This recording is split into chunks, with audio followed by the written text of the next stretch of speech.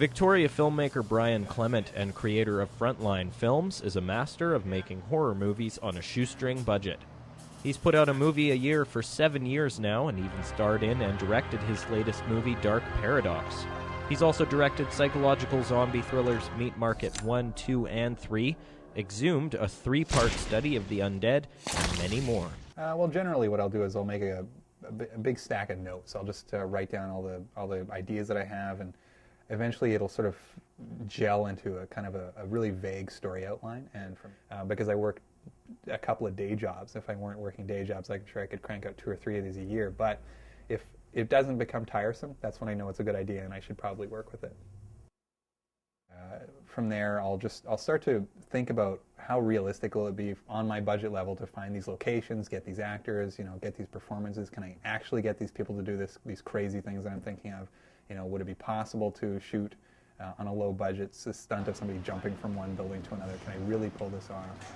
How many of these makeup effects can I really realistically do?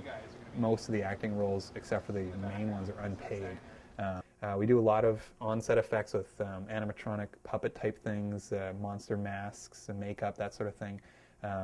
With the gore effects, it's almost always on set. I like to do a lot of effects with smoke, mirrors, lights, that sort of thing.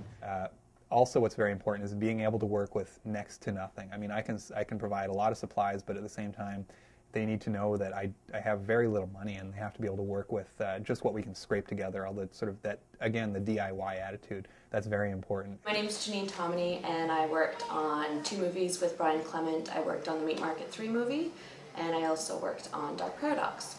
Well, you just kind of make do and improvise a lot. I've used terms of basically grease paint, like Halloween stuff.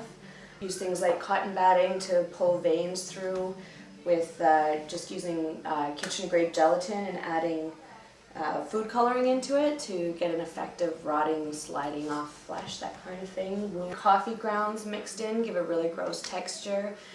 Basic food coloring, a box Kleenex to shred that all up, get some rough edges. So yeah, you can find most of these things in your house, in your kitchen. Because what I do is I mean, it is professional in the sense that it will be released on DVD, it'll be shown at film festivals, and we'll have a screening, that sort of thing. But at the same time, people see me walking down the street just carrying a tripod and a camera, and with a couple of ragged crew members and a guy in a monster suit. It doesn't look that way. The best thing to do, I find, is taking a DIY approach, which I sort of draw inspiration from the punk scene.